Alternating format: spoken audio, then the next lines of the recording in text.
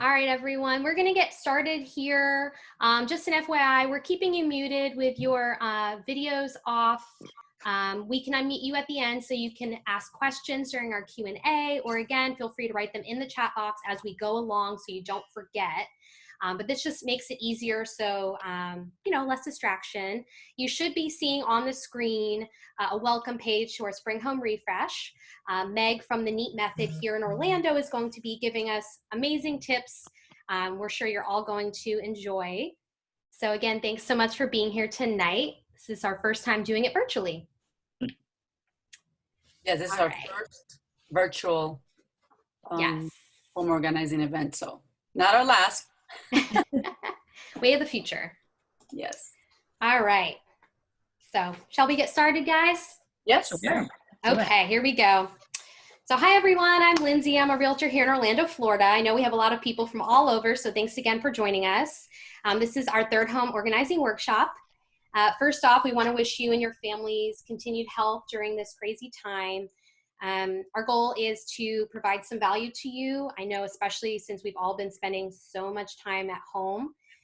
We're thrilled to once again partner with the amazing Meg Wittman of the NEAT Method. She's going to share her trade secrets for keeping your home and your lives organized. Tonight, we're specifically focusing on refreshing your home for the spring season. So she's going to show us how to best store seasonal decor, how to freshen your wardrobes, and how to take control of your medicine cabinet with storage solutions in your bathroom. Now I'd like to introduce Lucy. Thanks, Lindsay. Hi, everyone. I'm Lucy. I'm also here, a realtor in beautiful Orlando. And before we get started, we want to first thank our sponsors who generously contributed to tonight's event. Because of them, we have some awesome raffle prizes, including gift cards to some local businesses, including the NEAT Method. It's so important to support our small businesses when you can, especially during this pandemic. Now we'd like to recognize first Michelle Mendez of Assured Partners. Hey guys, how's it going? She's here to help you with all your insurance needs.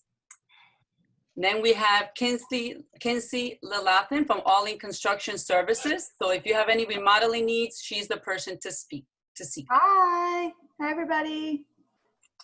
We have next Matthew Porter of Fairway Independent Mortgage. So if you have any questions about forbearance, deferment, refinancing, please don't hesitate to give him a call. What's up, ladies? How are you? Okay. And last but not least, we have Jody Seltzer of Celebration Title Group for all your title insurance needs. Hey, Jody. Hey, Jody. Okay, throughout the event, we're going to ask some questions, and whoever answers them first in the chat box will be the winner. So please pay attention. So if everyone can just make sure they can see the chat box for a moment, that would be great. Pop in, say hi in the chat. Let's wait and see. I see a few messages come through, so I feel like. Awesome, thank you.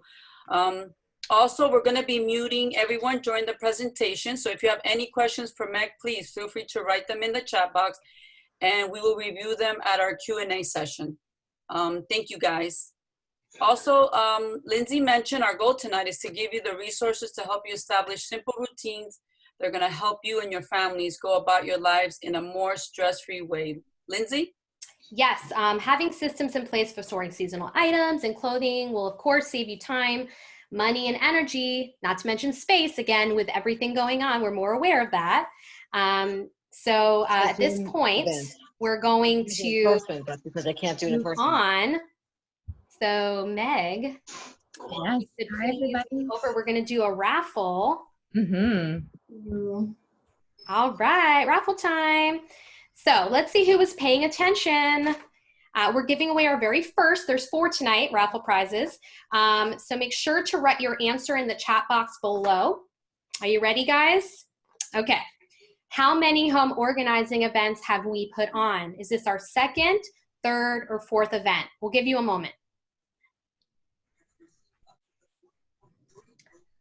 Yay! Okay. Okay, so we got a bunch of answers. Okay, so far 2 of you have, okay, 3 of you got it right, but The very first person to get it right was Amanda. Congratulations. Congratulations. We're going to be sending you a digital gift card. So I have your email anyway, but we'll make sure to send it over to you after the event. Congratulations. And again, 3 more tonight. So pay attention.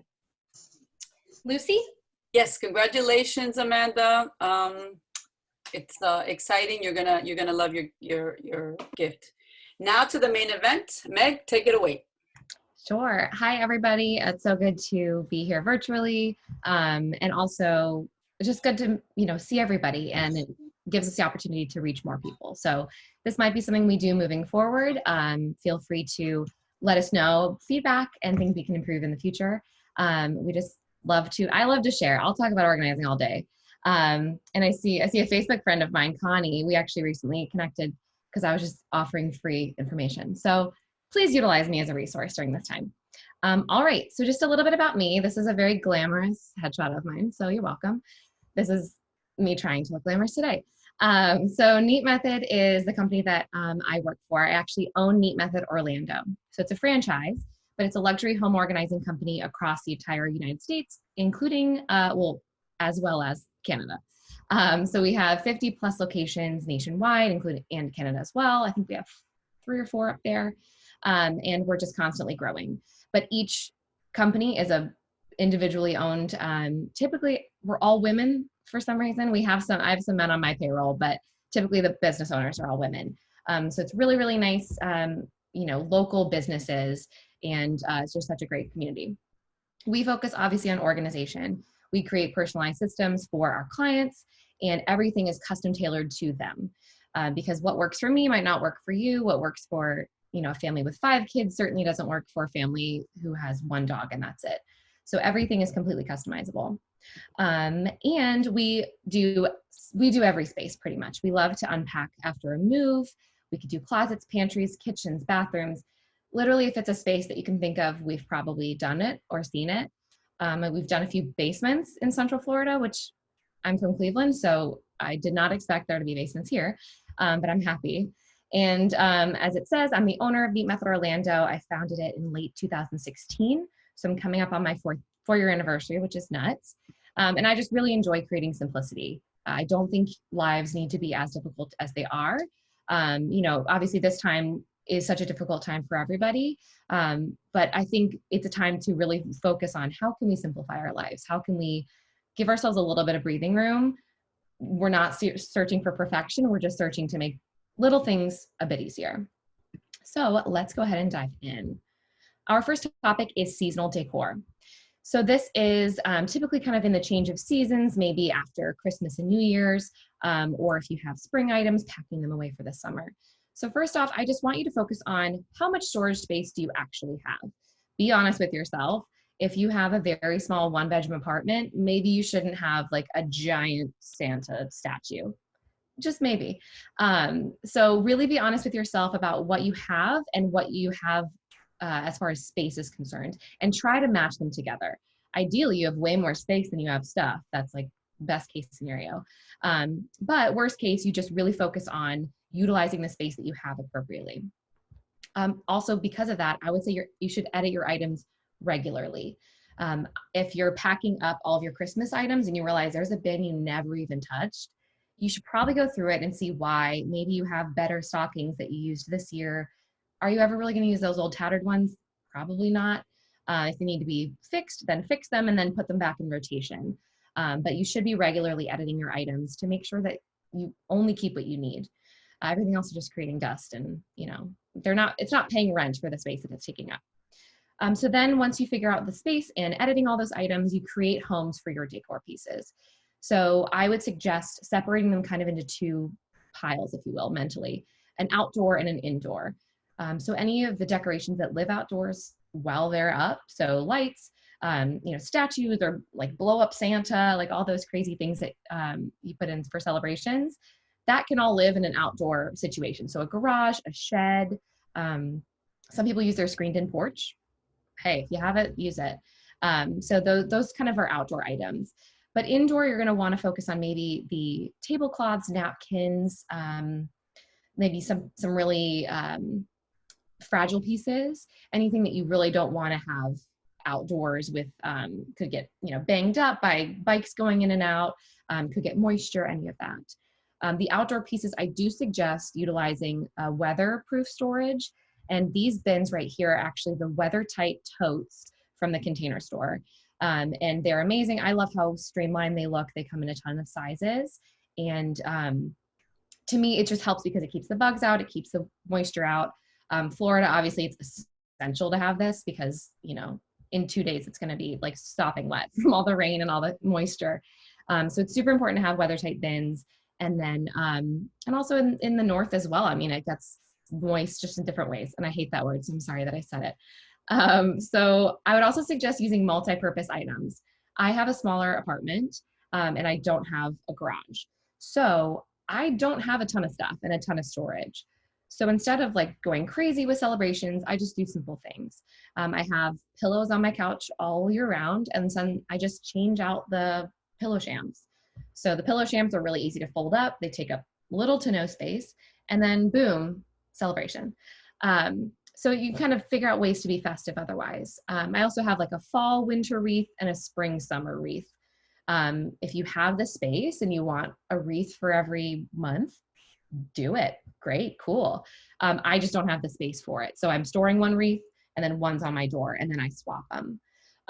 So maybe having like a fall winter sort of situation and then a spring summer allows you to simplify that, and you don't have to switch it out as much either. But I have a client who has a storage unit specifically for Christmas because they love Christmas, and I applaud that. That's amazing. It cheers me up every single year when we help them unpack and pack it up. So do what makes you happy, but just, simplify in the ways that make sense to you.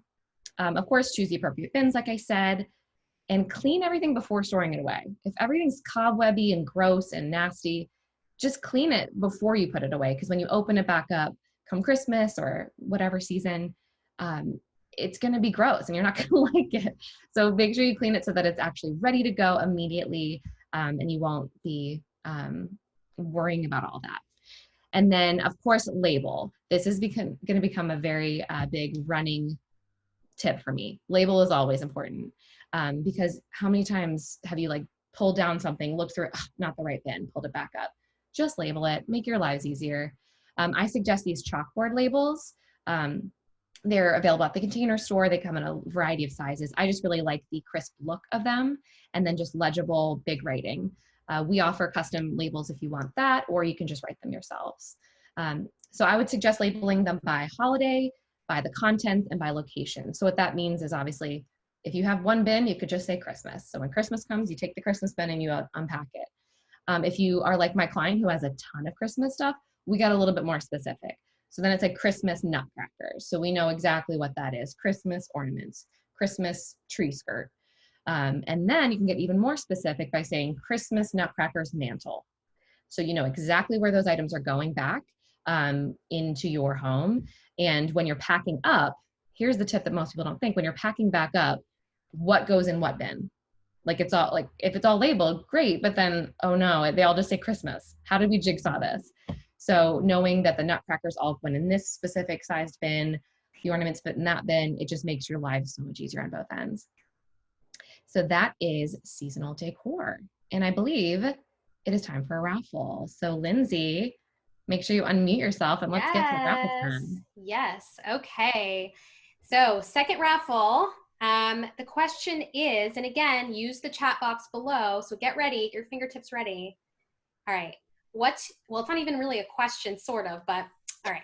So what's your biggest struggle with seasonal decor? I guess that is a question, just no right or wrong answer. So the first person, again, what is your biggest struggle with seasonal decor? To ask Meg a question will be the winner. Let's see. Oh, we got a couple. Okay, wow, you guys are really fast. Okay. All right, so Connie says too much stuff. So yep. Connie, you are the winner because you're the first person. So congratulations, awesome. Connie. We're going to send you a direct message privately so that way we can get your email so we can digitally send you that gift card. Yay! Thanks, guys, for participating.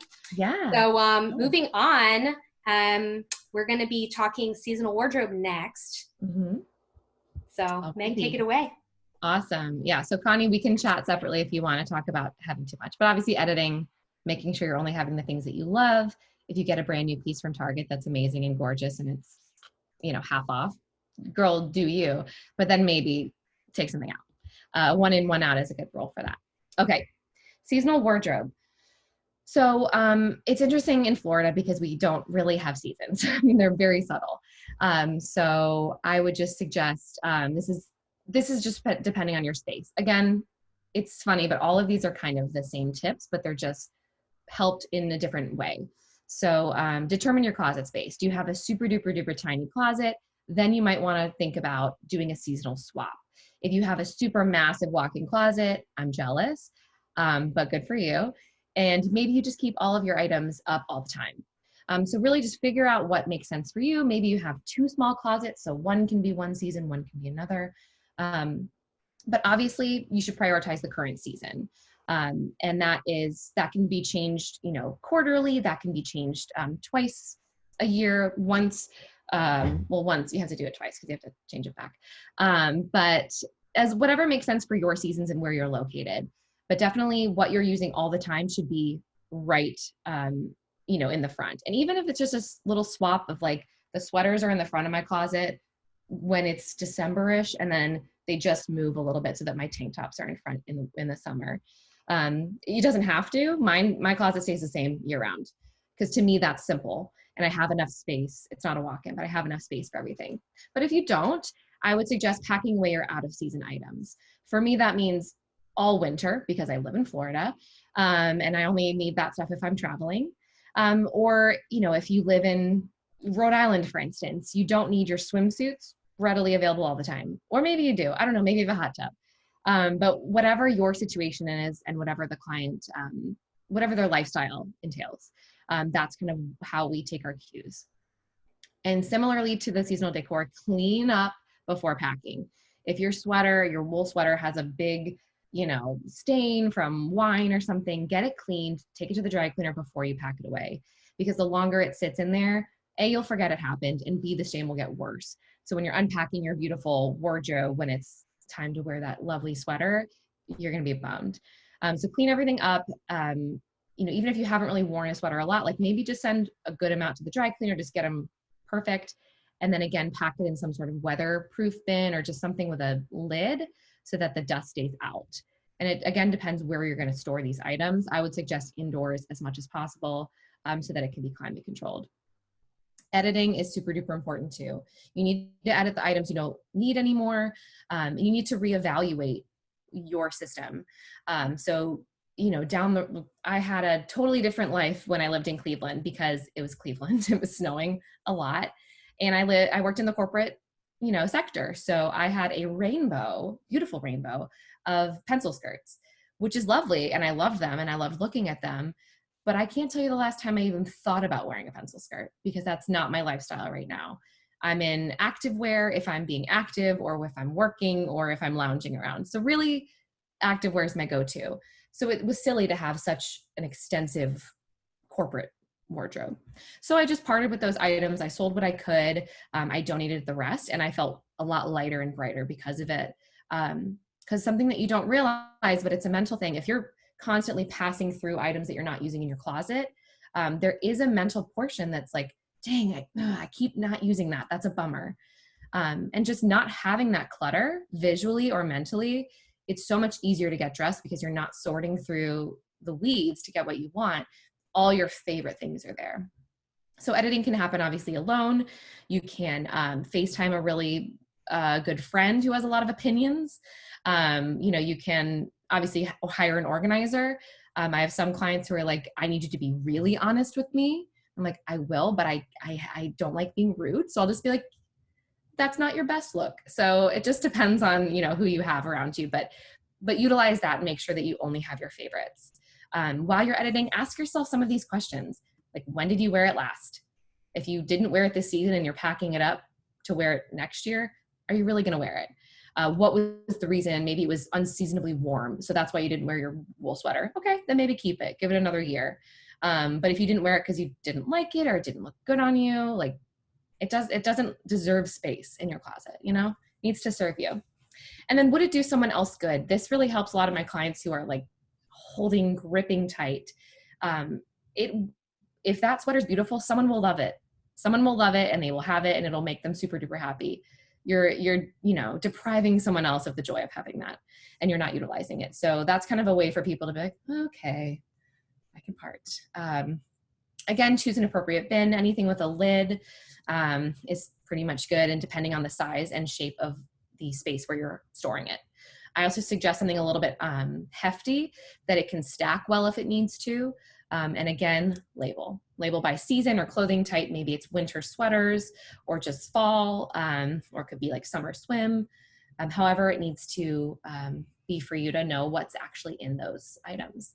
And then it is now time for another raffle. So Luzy, go ahead and take it away.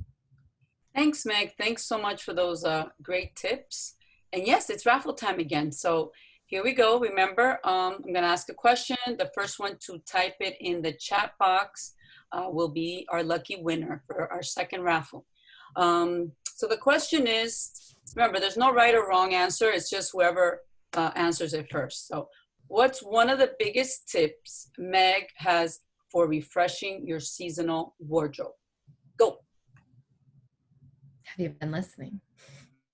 Get rid of it. All right. Good. Great answers. That's All right. so good. Rachel and Samantha. Rachel, congratulations. Get rid of it. That's a good tip. So congratulations, Rachel. We will reach out to you. Make sure we have your email and we will be emailing you or mailing you your gift card. Awesome. And then I love all these. All these are correct. Editing, get rid of it. Will I wear it this season? Go through it, label it. All these are perfect. Get rid of it is funny because I joke that my biggest tip with organizing, like, how do I get organized? I'm like, get rid of everything you own. Just get rid of it. Obviously, that's a complete overgeneralization. But the fewer items you have, the easier it is to organize them. All right, now we're heading into the bathroom. So bathroom and medicine, I'm gonna kind of separate, but they're kind of similar. Just because, you give me an hour to talk about organizing, I will fill it. So for the bathroom, my first tip is just to keep the counter clear. It is it's the best way to have a clean bathroom because you're more likely to do a little spray and wipe down if the counter's clear. You have to like pick up the tissue thing and move the soap dish. It's just kind of annoying. So whatever you can do to keep the counter clear, do. And then, obviously if you need like that soap dish or if you have a cup with, toothbrushes, I was gonna say toilet paper. That's not what I meant. With toothbrushes, keep what you need and what makes sense for you, but just try to keep it as minimal as possible.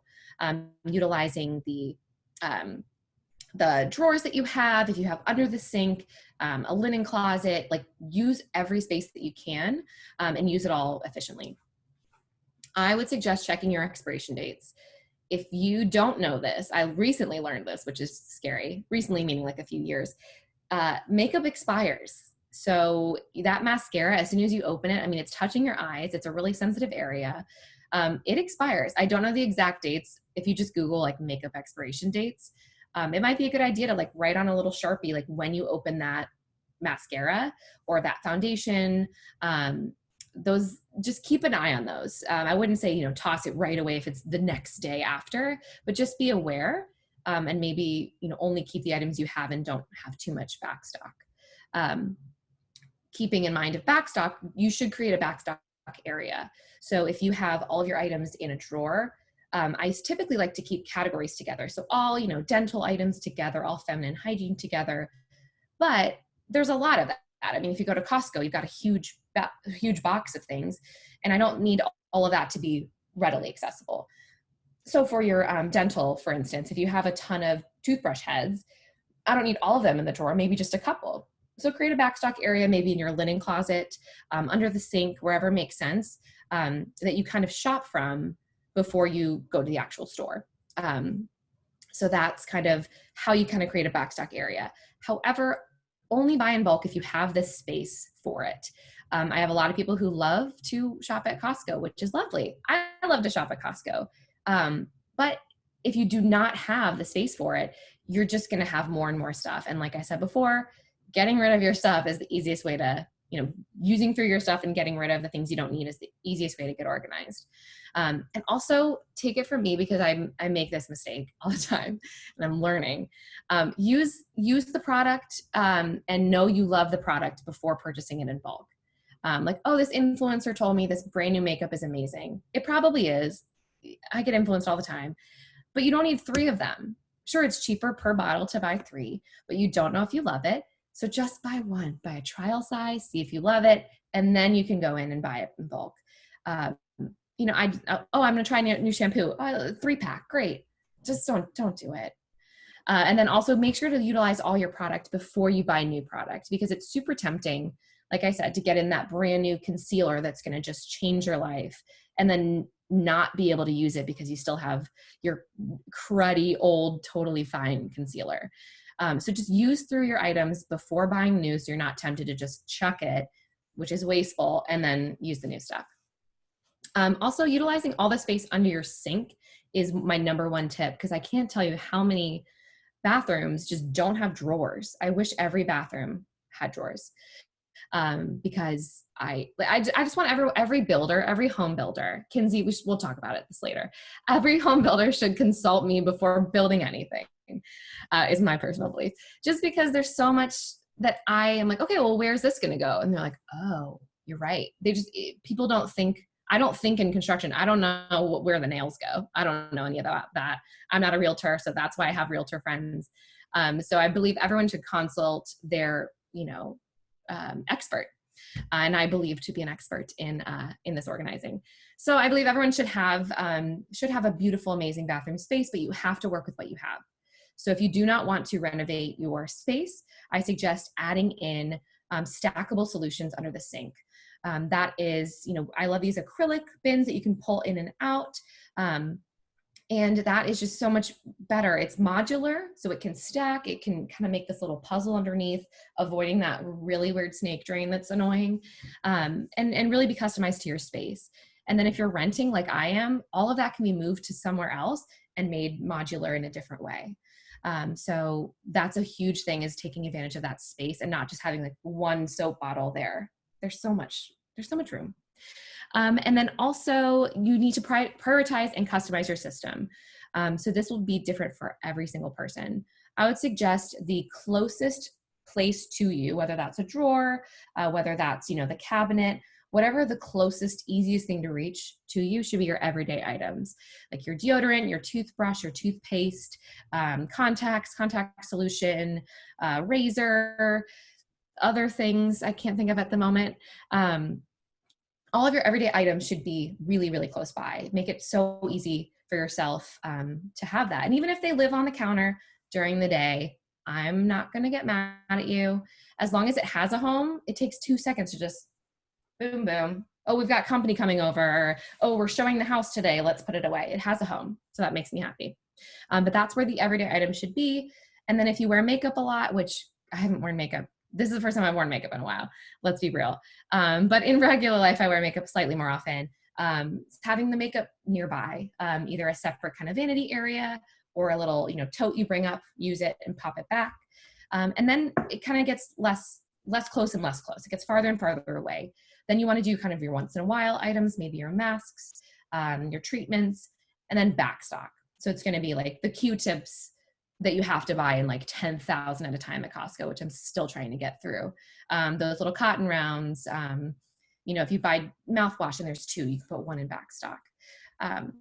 So that's just kind of how you prioritize the system. But like I said, if it can totally change. If you never wear makeup, that can be so far away. And I'm a broken record, but label. If you have, I love clear underneath the sink because there's not a lot of, light down there. So it's hard to really see things. So I like clear bins. You can see through them, but you still don't know what the category is if there's no label. And if you have a loved one that uses the same space, they can't use an excuse of, I don't know where it goes back. It's very obvious. I like foolproof solutions for kids, husbands, yourself, whoever needs it. Where does this go? Oh, it's makeup. It goes in makeup. Easy. And then let's move on to medicine. Okay. I would suggest creating a central area for your medicine. It should be out of reach from little ones because of obvious reasons. And it should be located where you take the items. So if you take your vitamins, for instance, in the master bath when you're getting ready, then keep the vitamins there. It doesn't really make sense to have it somewhere else where it's out of your routine. So make it make sense for your routine, and then that'll be easier for you. And in order to eliminate overbuying, I would suggest as much as you can centralize that location. It could be in a kitchen, a laundry room, an office, whatever's central in your house that you have access to. That's a great place. Because if you have, pain meds over here and allergy here and all over, you may forget that you have a huge bottle of Tylenol that just expired. So it's so important to keep everything centralized. However, I also suggest adding smaller zones only if you need it. So say, the kids all live upstairs and, it's allergy season, so they need their Benadryl or they need, whatever. Make a little, kids Motrin, kids Benadryl. I don't know. I don't have kids. So I don't know what the new things are. But have a little tote or a little bin that just is up high again in the medicine cabinet up there, or in, linen closet or a bathroom, for instance, just so you don't have to kind of run up and down the stairs. So that could be a little thing. Or if, you always, you have trouble with headaches, maybe in your office, have a little bottle of that. So that I totally don't mind. But then again, just be cognizant that if you run out of that, don't go ahead and buy something. Check your other stock, check your central location first. And things expire. This is another thing, just like makeup. Things expire, so keep an eye on that. I would suggest only buying in bulk if you use the product often. So I would suggest if you don't use it at least 2 or 3 times a week, it might not be a good idea to buy the Costco bottle of Tylenol, for instance. It's, again, very tempting because it's cheaper, per pill, but in the long run, you're spending more money and you're wasting more money if you don't utilize it all. I would also suggest, as far as sorting is concerned, sort items by either the symptoms or by the individual. So I have some clients who, their daughter or son has specific, maybe allergy concerns or digestive issues. Then maybe they have their own little bin, so like Molly's meds or whatever, which is adorable and alliterative. So I like that. Or it could just be by symptom. So if you don't have specific individual needs and everyone kind of utilizes it, then it could be, cold and flu, pain, allergy. You could have kind of a first aid area, an area where you have like the sling or the, leg wrap or whatever if you have an injury. So having it by symptom is also really easy because it's like, hey, I don't feel good. What is wrong? Oh, I have that. Great. And then everything is in there so that you know what you have. And then again, label, make sure everything is labeled. Again, it can just simply say cold and flu. It could say kids, like whatever makes sense for you to label it. And, in this bathroom, as you can see, these are all bins. So the easiest thing to contain your medicine is to put it in bins, whether that's a bin with a lid or just an open bin like these here. I just really love having that because it takes full use of that depth. Otherwise, if the bottles are all neatly in a row on that shelf, that looks beautiful. But if you need the last one, you're going to ruin the whole row by trying to grab that one. So I suggest pulling out the bin, almost like a drawer, rifling through, getting what you need, putting it back when you don't need it anymore. And, if they're all beautifully organized and lined up in the bin, that's lovely. If it's not, I don't care. I joked with the girls the other day, if it's in a bin, it's a win. I don't want to start having all these catchphrases, but they just come to me. So honestly, if it gets in the bin, you know where it is going to be. You're not going to lose it. And if someone gets injured, they know exactly where to go. And then also I would suggest just making sure the labels are the same. Having them either all be black or all be white, all be the same material. These you can see are kind of a woven bin. And then these are more of a plastic opaque kind of, I don't know what you call it, like smoke kind of bin. So these are totally different bins, but they look good because A, they're in the same color palette, and B, the labels are completely the same. So that's a way that you can create a cohesive look, even though you're not using the whole thing. But that's enough of me talking for now. I'm going to bring it over to Lucy for another raffle. Thank you so much, Meg, for all that great information. You know how much I love listening to you. Great. So it's time for our final raffle. So remember, I'm going to ask a question, and the first one to answer, to put their answer in the chat box, will be the winner. There's no right or wrong. It's just the first person to answer. So here it goes. What are some locations Meg suggests to hold your medicines? Gia, I think is the first one. But you guys are all right. Yes, like I said, there's no right or wrong. But Gia, hey, congratulations. Those are all correct, Clearly, yeah. I was just going to say, clearly they're, you obviously are making an impression, Meg. Job well done, because Yes. not everyone. You guys are great students. If you want to work for me, let me know. Awesome. So Gia, we have your email. We'll send you that gift card. So congrats again. Thank you, Meg, for once again sharing your amazing organizing tips. FYI, guys, we're going to be emailing you a list of neat takeaways, including some tips from today. So be on the lookout for that via email. If you don't get it for whatever reason, please feel free to email me. When you registered, you should have gotten an email from me, or you can reach out to us, privately in the chat here, and we'll make sure that you get that document. It also has all the information of all of our awesome partners for everything that they may offer, like insurance, home renovation, all the above. So be on the lookout for that. Lucy. Yes, so be on the lookout for the email on the neat takeaways. Guarantee you're going to love it. Now, Oh, I think it's cut out for a second. It's the same thing.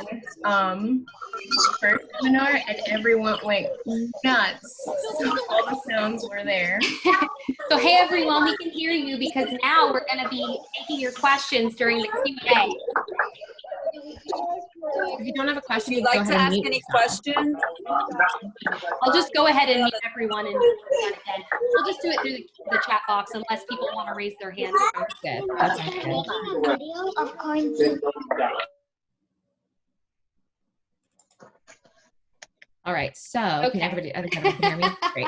So we'll do questions via the chat box. But first off, to get us started, I do know that Luzy has issues with her bathroom, and I wanted to know if there's any specific question I can help you with.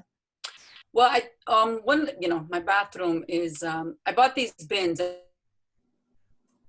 think that we talk about the bins and I've asked you like what type of bins to buy, because sometimes I think it's trial and error, and like the ones that I got, like they're just floppy and they fall over. So you gave me great tips as far as, I think we've talked about the stackable ones, which are good, the clear ones. One of the things that, the tips that you always give also is, because, you go out and there's so many things to buy for storage, so you go out and you buy like colors, like the blue ones or the green ones or the red ones, and you think it's going to match your bathroom or your kid's room or whatever. But when I've talked to you, then you've talked to me about clear and white and just one cohesive color.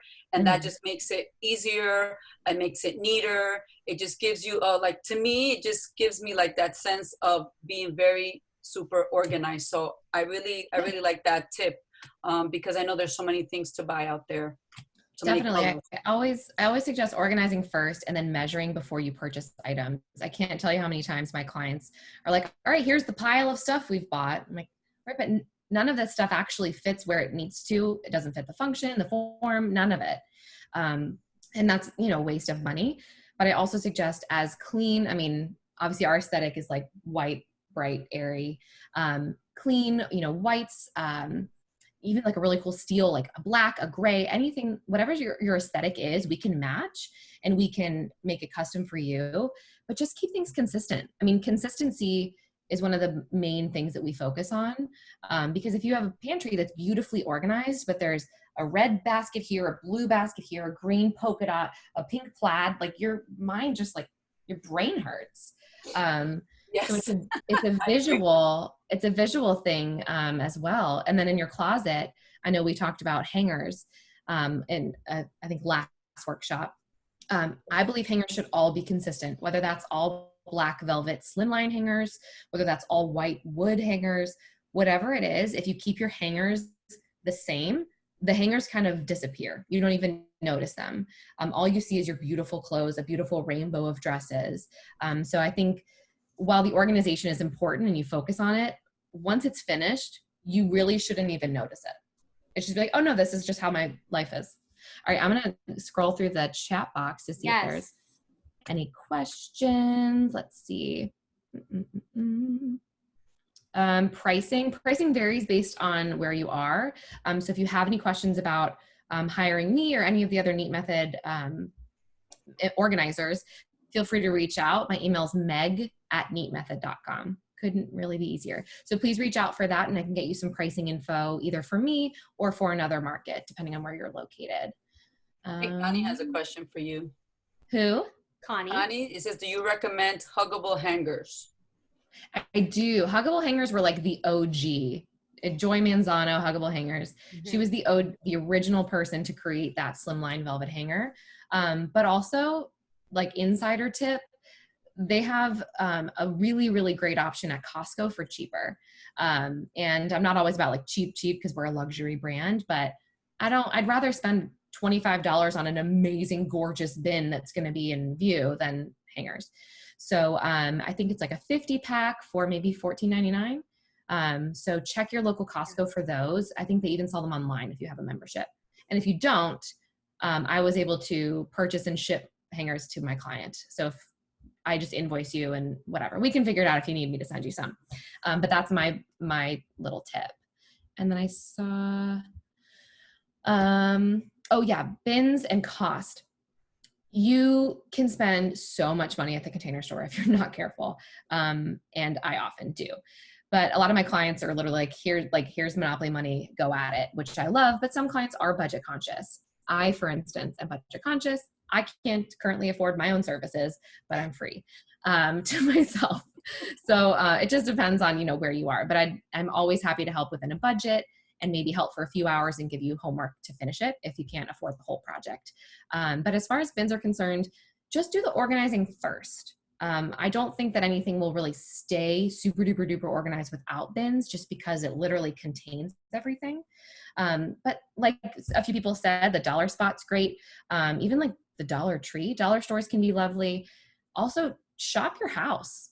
I went around and I simplified things and I got rid of stuff. So if you start editing your items, you may realize that you've got several bins that are open and free to use. And if underneath the sink, it's kind of a hodgepodge of bins at the moment, hey, you know what? You did your best for now. And then once, everything starts lifting, we can go shopping better. And we have more funds, at our disposal, then you can invest in those pieces. But I'd rather you spend the money or time on the organization and figuring out where homes can be for those items than actually spending all your money on those bins.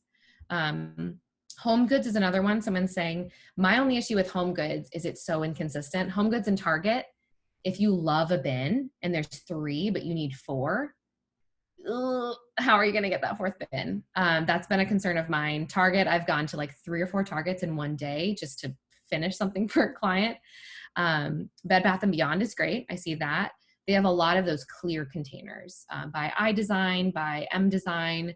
Those are really great and sturdy. And like Luzy was saying, underneath the sink, if you have like a fabric bin or something kind of just not sturdy, it doesn't really do the purpose. Like you want something to like hold you up, support you. And that's better for those, bins, those plastic bins, for instance. Let's see, any other questions? Lindsay, I know you're in the middle of a move. Yeah, so tell me about your situation. Yeah, we're in the middle of moving. Although you wouldn't know it, I moved things from my background. There were boxes here earlier, so I wanted to make it look presentable for you, Meg. But yeah, I'm not judging. How would you what is the best method for starting? It's very overwhelming. I know there's different rooms I can go by, but within those rooms, there's decor, there's things just hanging, there's I just don't even know where to start. Where to start as in packing up or unpacking? packing, I guess, ooh, that's difficult. I guess at this point, packing up. Sure. Packing up. Okay. I'd focus on starting with the things you don't need to use, because obviously you're still living in your home at this point. So decor pieces could probably go first, because although it's beautiful to have that painting, you're not going to die if you don't have it. So I would say start to like pack up your china, things you're not using. Start to pack up your out of season items that should potentially be packed up anyway. Start to kind of get it so that it's just bare bones. Like if you had to, run out of your house real quick with like only the items you could carry, what would those items be? Maybe obviously keeping your clothing, but maybe packing up your, formal wear, because I don't think you're doing quarantine fashion shows, although that sounds like a great idea. So yeah, packing up things you're not utilizing right now. And then the complete reverse when it's unpacking. So unpack your essentials. I even suggest creating a duffel bag for everyone in the family, especially if you're using a moving service. Take the duffel bag with you as if you're packing to go on a trip. So your toiletries, like obviously for your baby boy, like diapers, wipes for like a month, just in case. Just have the essentials so that night one, all you do is like put sheets on the bed and you unpack, that little duffel, and you can start living your life. I love unpacking clients because they literally they can walk away or leave the house when it's so chaotic. And that night I can guarantee at least whatever space that we've been working in, whether that's kitchen, closet, master, whatever, will be probably better than the space that they left, because it'll be way more organized. It might not have all the bins and labels. You will know where your yoga pants are. You will know where your underwear is. You'll know where your cereal is. That night one, which is just, moving is the worst. So girl, if you need help on the other side, let me know. Thank you. You're the best. Does anyone else have questions? Oh, Pat also said it's a great time to edit. Yeah. Don't take what you won't use at the new location. That's really, really true. My mom says touch things once. So if I'm, touching it to pack it up, but I don't need it, put it in the other bin, which is for donate. Makes sense. I always have a donation bin going at all times. And then once things start lifting, I do know that my favorite place to drop off, just because it's easy, is the Goodwill Express. You can find your best, your closest location. Or you can just be a little bit more specific. Like if it's a really beautiful suit, that could go for Dress for Success. If you have some, female items, maybe that could go to a women's shelter. For me, since I'm just donating a ton at a time, usually for clients, Goodwill is my kind of one-stop shop. Garage versus sheds. I like garages better because it just seems like it's safer as far as keeping your items, I don't know. I feel like it's just more sturdy. And I feel like usually obviously it's a little bit thicker of walls. And so maybe there's less room for moisture. But I mean, whatever you can have is great. I would just maybe be a little bit more cautious of what I hold in the shed versus the garage. I don't even know a charity that is currently accepting items. I think there was one, I did hear about the Give Back box. I think that's what it's called, where you can use your old Amazon boxes and pack them up and they'll send you a free label and you can send that out. Thanks. I just know, because obviously with everything going on, I know it's a little tricky. So just didn't know if anybody had any success recently. So I have stuff already set aside, ready to go. It's just a matter of, where it can go right now, or if I have to wait, so. Right. I've also been telling my clients, at this time, it might not be good for you because you're in the middle of a move, but keep it in your car. I mean, I have my entire trunk is full of client donations. Wow. Because as much as I couldn't, hang out with my clients and work for them over the past few weeks, one client was like, we just have so much stuff. Can you pick it up? Wow. So the donations are in my trunk. I've washed my hands and I'm like, all right, well, they're just waiting till it opens. But I do believe they'll start opening. Too. It's a trend. I know. So, and then if you have for pickups, mustard seed is great for pickups. Right. They're one of the only companies that still take mattresses. Right. And I had to donate a mattress earlier this year. Yes. And they're local to Orlando, I know. Mm-hmm. So how do I nicely recommend your services to my neighbor? I love that question. That's so fun. I also wonder about this too, because in the day and age of influencers, I'm always trying to DM ooh, your closet's great. it could be greater. Touchy. I would just kind of bring it up like, oh, I just met this, you didn't just meet me because we've known each other for a bit, but you know what? Like I just went on this workshop. It was so great. Do you want me to invite you to the next one? Or, I don't know, maybe offer just to connect us. And if she has any questions, I can reach out. I think this is just it. I guess telling her what you took away from it and how maybe after the first workshop and like file folding, how that changed everyone's life. They kind of like, we should probably do another workshop just on file folding. Yeah. And if you don't know what that is, Google Con Marie or Marie Kondo and you'll see. I think just making it more about you. Like I learned this and I thought it was really great. And mentioned that like, oh, this, quarantine has been so tough because you've just been in our space and it's kind of a wreck, but this felt like I could get my handle on it. And sometimes people give gift cards to Neat Method to their friends. I suggest not doing that unless they'll use it. A lot of people don't end up cashing in, which is a bummer because either they didn't actually want it or they're offended. So just I go with care, I guess, with caution. Unrelated, but tips on organizing kids' toys. Get rid of them all. No. But honestly, do be cautious about what's coming in. Especially when like a birthday's coming up or Christmas and you're going to get a huge influx of toys. Start to edit things and do this while they're sleeping. And don't involve them unless they're old enough to be involved and they can have an actual discussion about it. Maybe like 5 could be a good age to start saying, okay, listen, you've had this toy for a really long time.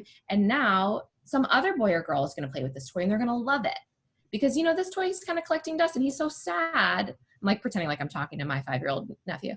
He's so sad that you're not playing with him, which is totally fine, but let's just let someone else play with him. And then they'll start to really understand like the reason that you donate isn't just because I hate this thing. It's, you know what, I'm not really using this and someone else could. So I think starting that early, going through editing, I suggest anything that has like little tiny pieces that always get lost, like just simplify. And then also you can do kind of a rotation where you have, I say bins are the best thing. Just throw stuff in a bin, have loose categories like friends can be action figures and dolls. Blocks can be Legos and wood. Again, if it's in a bin and it's away, it's gonna be a lot better. And then you can swap the bins. You can have bins that are way up high in a closet that you just kind of swap seasonally so that they don't get bored of their toys. And then, or if there's toys they're not using, put it in a bin or a bag, put it up high. If they don't ask for it in like 2 months, it goes out. Like they've forgotten. So they obviously don't care. So that's another way too, to just keep editing. It's something that you honestly have to keep doing because the influx is just huge. Especially my niece and nephew are the only 2 on our side. So like we get them everything. Let's see. Oh yeah, we got some good ideas for future events, which is awesome. Yeah, kids room event would be so fun. Let's see. Any other questions that you girls have seen? No, I think you covered them all. The Toy Story 3 theme. Oh, that's so cute. Yeah, I know. Using that as a way to say like that he's not being, that's lovely. I love that. It helps them understand, right? Yeah. You have to break it down for them at their level. Yeah, no, that's wonderful. Whatever relates to them. And also I've been helping with my niece and nephew 3 times a week just because we do Aunt Meg school. Because I've been quarantining, they've been quarantining. So our bubble has grown a tiny bit. And just make chores and cleaning up fun. Like this sounds like child abuse, but I had them help me do laundry because I thought it was like, I was starting to do laundry and I was like, ooh, Lucas, what do you think? Try to throw this shirt into the washer. And he was like, I did it. And so we raced, definitely not child abuse. Thank you, Ebony. Appreciate it. But it was just so funny. Like he thought it was hilarious. And he's like, no, there's no more. Like he was bummed when it was over. So keeping things fun and saying like, ooh, here's a car. Like, where does the car go? Where's the other pile of cars? Ooh, here. Mm-hmm. Teaching it as a game, giving them like a 2-minute countdown. Like, let's see what we can do in 2 minutes. I'm going to beat you. Yep. Get them involved, It's absolutely. It's surprising how much they do enjoy it. I was going to say, touching on that briefly, my friend Samantha, who's on, with her 2 kids, she sings a song I think that they probably learned in preschool, and it really does the trick, because they're sad. You incorporate their name in the song. Yeah. And I've seen they're upset when you don't incorporate their name because they're not following suit. So once they start to do their job and you sing the name, you know, within the song, they're like, okay, yeah, like I want my name to be sung. Like, sure, I'm gonna help. So Anything to motivate them, you know. yeah. And I think something that's important to note is that most people are not born with the organizing gene. I think I just was, because I'm odd. I know you were. I know.